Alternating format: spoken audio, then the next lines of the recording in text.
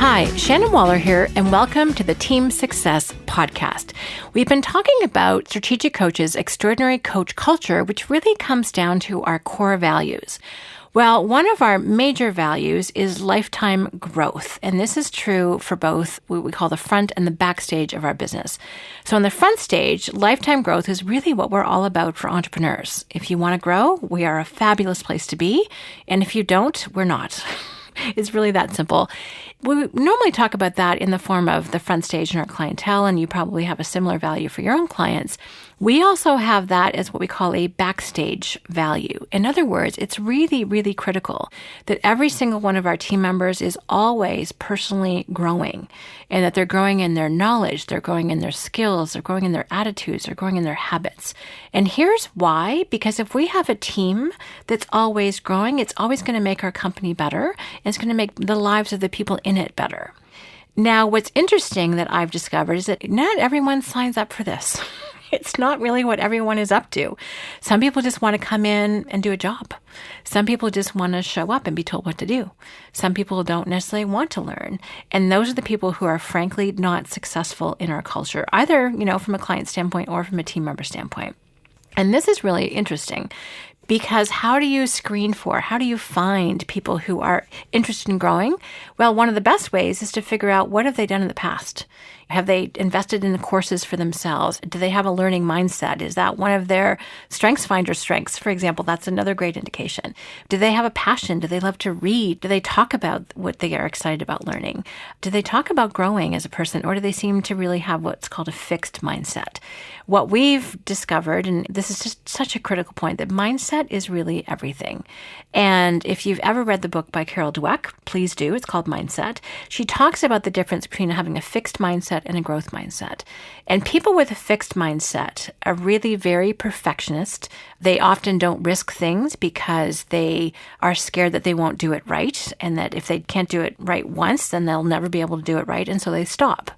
Now, if you're raising children, you may have run into this. It seems to be a fairly normal human condition. But in terms of people who are really successful in life, they have what's called a growth mindset. And that if you didn't do it right the first time, well, there's another opportunity for growth here. We can learn, we can grow, we can challenge ourselves, and we can always find ways to get better. And that's so critical. It's what our entire Strategic Coach program is based on for our clientele, our entrepreneurial clients. It's also, however, how we're structured as a company. I find it just very, very important that people understand when they join Strategic Coach that this is the deal. If you're not willing to grow as a person, if you're not willing to grow as a professional, then Strategic Coach will not be a comfortable place for you. So stretching and growing and learning and being resourceful and figuring stuff out and being willing to be confronted by stuff you don't know yet or haven't done before. There has to be a willingness for that, or you're not going to have a whole lot of fun, and we're not going to have a lot of fun with you is another part of that. So this is, to my mind, there are so many dimensions to this. So two of the things I want to bring up. First of all, if you've had a chance to watch Simon Sinek's talk, not his TED Talk, which is brilliant too, by the way, start with why, but his talk on millennials, I found it fascinating, and I had a realization I want to share with you. So he talked about 4 things about millennials. By the way, I totally delayed watching this video for the longest time because I thought he was millennial bashing, which I have zero patience for. But truth be told, he's actually fairly compassionate towards millennials. And this is what he sort of defined as some of the things that influence millennials and their behavior. So the first one is parenting. I'll let you watch it so we can define that. The next one is technology, which we know they were kind of born with a smartphone in their hands. The next one is impatience, which definitely seems to be another characteristic of millennials. But the last one is environment. And he said something that really made me sit up and take notice. Here's what he had to say. I want to read this to you. So Simon Sinek says, we're taking this amazing group of young, fantastic kids who have just been dealt a bad hand. It's no fault of their own.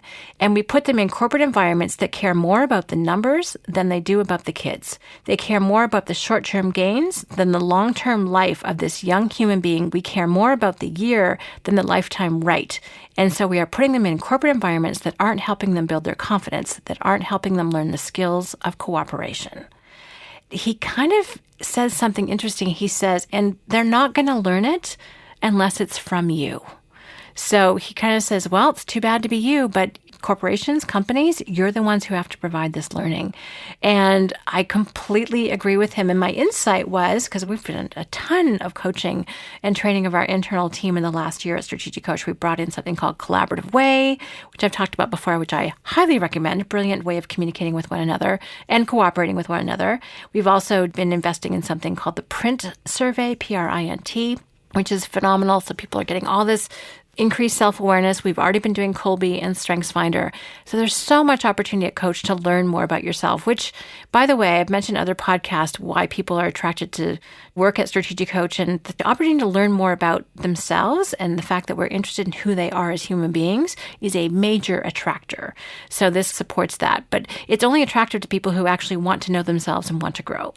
But going back to my insight, I realized that we've been providing all of this coaching and training, and at least when I grew up, we would do a lot of that outside the company. I took reams and reams of courses.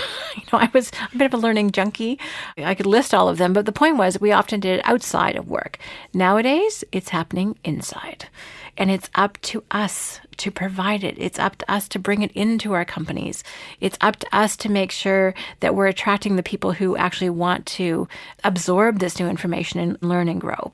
So that's one of the things I really want other people to get on board with too, is to recognize that if you want your team to grow, then create the environment where that can happen. Make sure you've got a learning and training budget. Make sure that if you have a new way that you want things to get done, that you come in and train the entire team. Do a train the trainer program where you train champions within your own organization to get really, really good at things. But keep that learning happening. Keep that growth on task. And recognize that if you cannot expect everyone to do it outside of business hours, it's going to happen within business hours. So I think we need to include that in our mindset. I think we need to include that in our budgets. And I think we need to include that in how we think of how our team members spend their time. That the investment that we make in them will pay off. They'll be more knowledgeable. Their attitudes, their mindsets will be more growth-oriented. They'll have much greater skill level. Not to say that some people may not take night classes. I know lots of people in our company who do that too. But the point is that there's lots we can bring in, and we can actually free up time for people to go and take courses, for instance, during the day. And then also their habits will get better. I don't know about you, but I think those are all really, really good things. It's called CASH, knowledge, attitude, skills, and habits. So I think that's just a really interesting way to look at how we structure our organizations that we may not have thought about this before. We may just assume people come in, fully formed, trained, ready to go. Not always. They're trained to a point, but their on-the-job training far more relevant and important. I've got friends who actually own companies, and they'll say, yep, I want a university degree and I want 1 year of college. Because university, they learn how to think strategically and weigh the pros and cons and reason. And in college, they actually learn the practical skills. So there's a lot that people have to come in doing, and that's only the baseline. Then they actually have to learn how to do the job in this particular company, how to do the role, how to fulfill the responsibilities, how to produce those results. And that's only going to happen by doing it. So I think we can really set ourselves up for success by setting up our fabulous team members for success and encouraging them to grow and encouraging them to learn and providing the time and the means with which to be able to do that. Now, another part, if I think about lifetime growth, I would be remiss if I didn't mention our laws of lifetime growth. So let me just list these off for you because I think you'll find them really interesting. And I could probably do a podcast on every single one, which I'm not going to do right now. But number one is always make your future bigger than your past. And when you approach your past with this attitude, you'll always have an insatiable desire for even better, more enjoyable experiences. Law number two, always make your learning greater than your experience. Experience alone is no guarantee of lifetime growth, but continually transform your experiences into new lessons, and you'll make each day of your life a source of growth. One of our tools is called the Experience Transformer, one of my absolute favorites, because it means that regardless of what happened in the past, you can always make it better by learning the lessons. It doesn't just have to stay a sore spot or a point of pain that you want to avoid. You can actually dig in and learn from it and figure out, okay, if I were ever to deal with this situation again, here's what I would do differently, because you're a different person now. You've moved ahead. You've had more life experiences. You've had more, hopefully, positive ones. And there's always, always an opportunity for learning. So I love that. Law number three, always make your contribution bigger than your reward. Great for keeping your ego in check. Law number 4, always make your performance greater than your applause. This is so great. This is always being focused on value creation.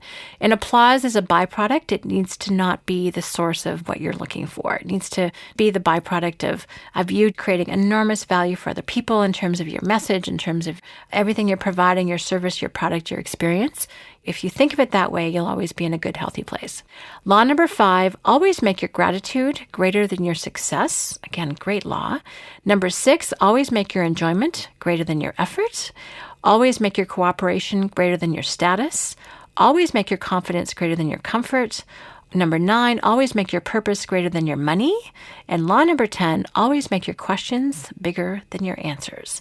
If anyone's kind of feeling stuck and that they're not growing, could not recommend a better set of laws of lifetime growth, because they really are all about your mindset and how you approach what it is that you do, your experiences, your past, your present, your future. And to my mind, that's just a very gracious and healthy and appropriate way to look at things. And by the way, this is all packaged in our brilliant book called The Laws of Lifetime Growth by Dan Sullivan and Catherine Nomura. So if that's something that you'd like to get your hands on, then please feel free to look at it. It's available on Amazon or from strategiccoach.com. Lots of different places where you can get that. So again, just to wrap up here, the whole point is you want to have lifetime growth as being a value, not only for your clientele, but also for your team. You know, I talk to a lot of business owners, a lot of entrepreneurs about their teams. And some of the people that really are the most frustrating are the ones that seem to be refusing to grow. And when I wrote my book, Multiplication by Subtraction, we tackle that a little bit. And that is a genuine issue. And that's also one of the hardest, because sometimes those people have been around your company for a very long time and they don't recognize the need for growth. They're not focused on their contribution any longer. They're focused on their status. So again, I totally appreciate that that can be a challenging problem. But if you're a team member listening to this, make sure that's not you. Make sure that you're always focused on your contribution and your growth, and you'll always make sure you're maximizing your value to your company. And I think as business owners and leaders, we can also set the environment for that to be true as well.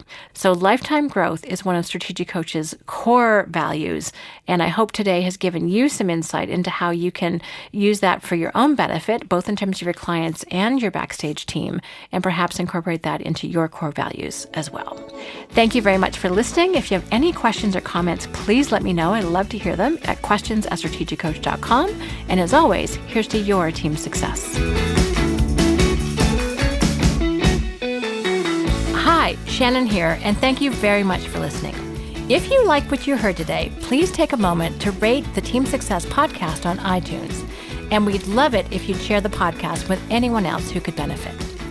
If you're interested in learning more about the Strategic Coach program for entrepreneurs, visit us at strategiccoach.com or the Strategic Coach channel on YouTube. For free downloads and more team success strategies, visit teamsuccesshandbook.com.